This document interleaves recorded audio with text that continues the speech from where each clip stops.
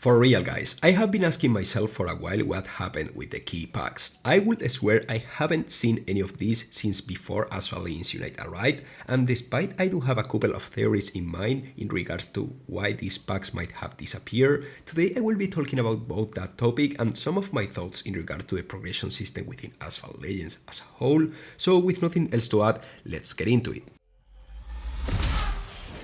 Okay, so for those who might not know what I was talking about, this is basically anyone who started playing Asphalt Legends after the Unite update was dropped. All the way till today, there used to be some packs which were available at the shop by tokens and which gave you the chance to get a key of a specific car. However, it's worth noting that on many cases, specifically on A and S-class cars, the odds of obtaining the key were quite small compared to any other kind of car whose key could be available through these key packs. Through all my years playing this game, I got to know about some players that spent huge amounts of tokens trying to unlock a specific car through these key packs every single time said car appeared, and at the end they only got to obtain a key from these packs after dumping well over 80,000 tokens. Meanwhile, other people could get the key on the second pack, so yeah, the luck factor was quite random every time you decided to go on these packs. Some people would say it's unfair, some people would say it's helpful for beginners, since some newcomers got the chance to unlock some key cards completely for free for a measly amount of tokens. Through this, in a way, it was quite broken because spending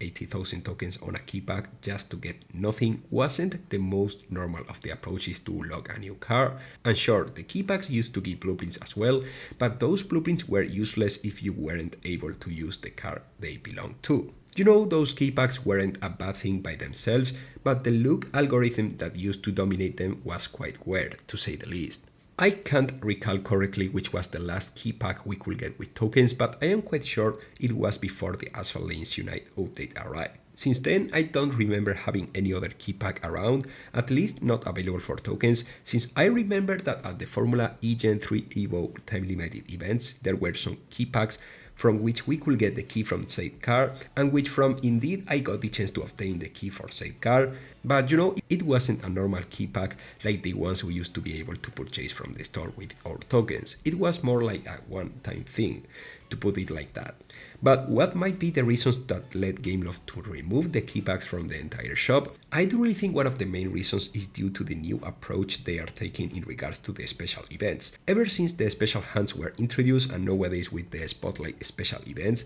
having key packs around will have reduced the purpose of adding special events where the ultimate goal is to obtain the key of a car. If it's true that on the Spotlight events there is no key to be claimed, the lack of key packs is an advantage for Gameloft, since they can provide the key through alternative ways, such as special offers or even at the Spotlight Pass, where they can get some extra revenue they weren't getting back when the key packs were a thing. So in one side, the new special events made the key packs less necessary in the grand scheme of things, while their removal also opened the door to the opportunity to farm some extra revenue. You know, the other theory is that maybe they were giving too much, which is quite ironic given how some people had to spend way more than usual in order to get a key from these key packs, in the way that newcomers or intermediate players were given access to cars that otherwise would have been great revenue streams for Gameloft. You know, some people may argue that regardless of the car key being given through the aforementioned key packs, if a specific player got the key spending significantly less than it was expected because of its luck,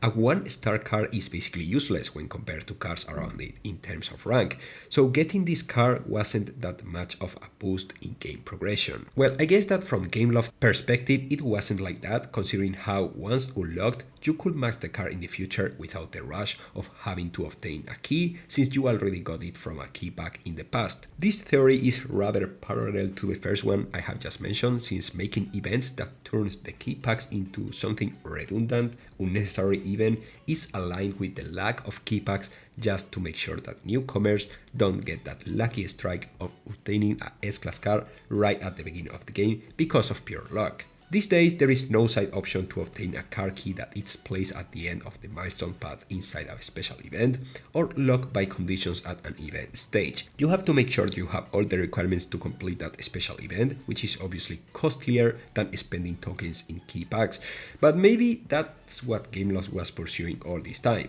Agree with me or not, I do personally believe that key packs were one of those gacha elements that made this game less about racing and more about gambling, in the sense that there wasn't a specific amount of tokens that guaranteed you the key, meaning that you could go on and on with your spending and still come out empty-handed, which was a source of frustration for many people who spent a ton of tokens aiming for a key that never arrived. I have to admit that I was quite happy with the fact that some newcomers could get proper cards with a bit of luck, but the negatives were far heavier than the positives from my perspective. These days, there is still this gacha component in Asphalt Legends, but it's way less intense than what it used to be, at least when we talk about the packs available by tokens at the game shop. It's true that in other aspects of the game, such as the blueprint drops on the special hands and card hands, the gacha component can be quite annoying from time to time, but at the end of the day, you can be certain that after doing a set amount of races or after spending a certain amount of blueprints,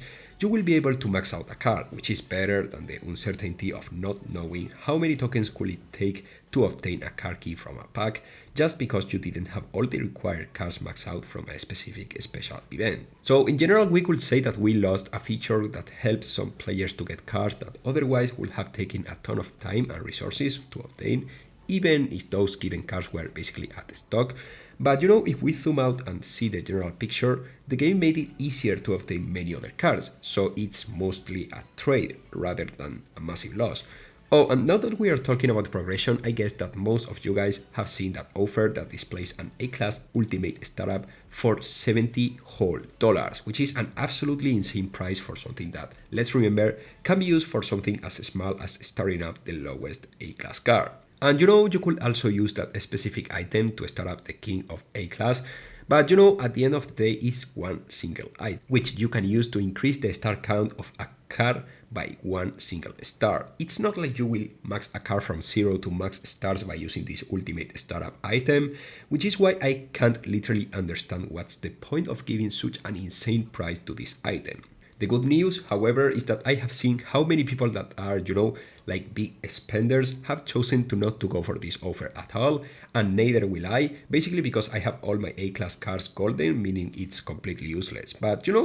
even if I needed an item like that, I would not spend that much just for it, because it's completely nonsensical. You can just invest tokens to get the blueprints needed to max out a specific card, rather than spending real money to purchase this item. So I do really hope no one buys this offer, so Gameloft can learn from the results and lower the price, because otherwise I can guarantee you all guys that a S-class startup will be $100 or even well beyond that. I mean, it was clearly stated in the patch notes that there would not be a single ultimate startup available for free, but the prices they ended up putting are absolutely nonsensical, which I hope lead to low sales on these items, because holy fuck, these prices are completely nonsensical for real, guys. All in all, I think we can close today's video with the assumption that key packs are unfortunately gone for good, for the reasons I think are the most likely that led to that decision, and it definitely seems like despite there are signs of improvement in some areas when it comes to pricing, offers, passes and everything money related to this game is set to get worse and worse, while I eagerly wait for this quarter Gameloft's revenue data, because if there is a proper dent, I do have high hopes that it will mean that the current pricing strategy is the worst thing that ever happened to this company and a shift may take place. I really hope you all guys found this video interesting. Make sure to drop your like, subscribe if you weren't, and I will see you soon as usual with much more Asphalt content. Goodbye guys!